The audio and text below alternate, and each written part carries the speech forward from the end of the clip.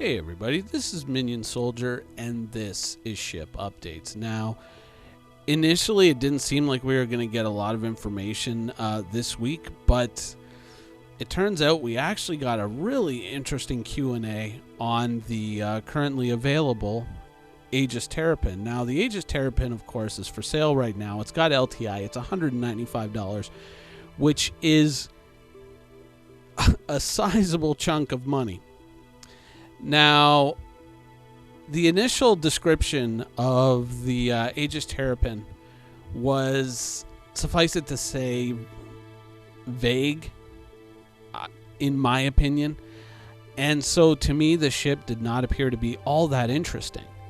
But, as, you know, I read these Q&As, the ship kind of transformed, and I think that, you know, it was really unfortunate that we don't have the old format RTV currently running, because we could get, you know, some follow-up questions to these answers, because it really transformed the Terrapin, in my opinion.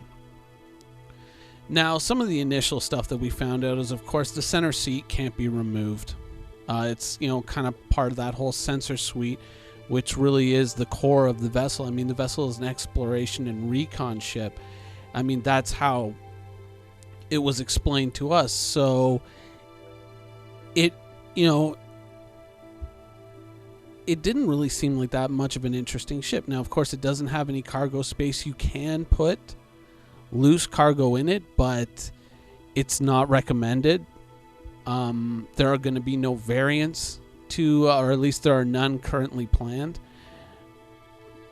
But we did find out some cool stuff, whereas, you know, I think last week I was talking about, well, it only has a size 2 shield, but it could be a larger size 2 or, you know, a small ship fighter size 2. Well, it turns out that it is, in fact, a larger ship size 2.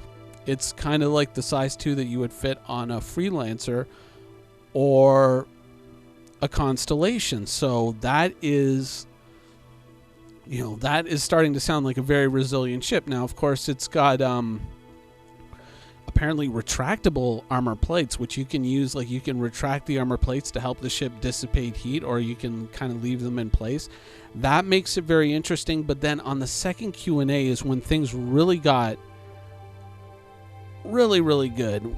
They start talking about how it's, you know, when people were asking questions about different uses or different equipment that you can put on the ship, they always kind of kept coming back to, no, this is an intelligence ship. This is a data gathering ship. You know, this is something that you use to go out and find stuff and then call in the fleet. This isn't like a combat ship primarily. This is a ship that's meant to go out and find things, or meant to go out and track the enemy. And they even go so far as to talk about it having silent running mode, and something that you would actively have to manage is kind of, you know, either through, I guess, proximity to larger objects in space, or just actively managing your own signature to keep your signature very low so that you could detect your enemies even while actively scanning in this, you know, in this silent running mode, and still remain undetected to them. That was very interesting to me, and that's very much the type of gameplay that I key into. You know, I was always a big fan of the old U-boat games like Aces of the Deep, or more currently, you know, Silent Hunter.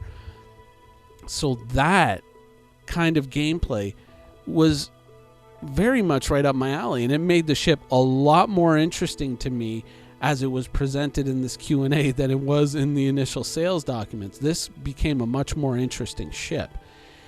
Now, speed ballpark, they said it's going to be Gladiator-ish, but, you know, obviously not going to be as maneuverable. But then again, it's a ship that is not designed to basically like be a primary combat vessel. It's a vessel that's designed to kind of call in the primary combat vessels, or give them a vector to the enemy. And we did find out about the weapon fitting. Now, it has a size 5 turret slot, and the way they've broken it down is one size is for the turret, and then 2 of the remaining sizes, or the remaining numbers, 2 for each size 2 gun. So it's 1 for the turret and 1 for each size 2 gun, making it like a twin size 2 chin turret. Now, this would have been a perfect example to get in a follow-up question. So does that mean there's going to be like a quad size 1 fitting for the chin, which would be pretty cool? But, obviously that is something that, that's a question that unfortunately we don't have an answer to now, and probably won't have a real answer to until further along in the development cycle.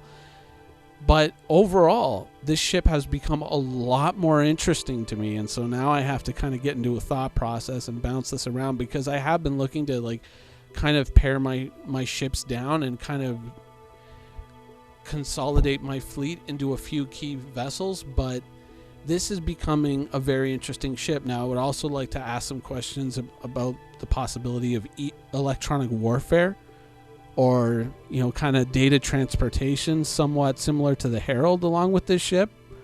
But unfortunately we just don't have the forum right now to really ask those questions, at least in a live environment like on the old RTV.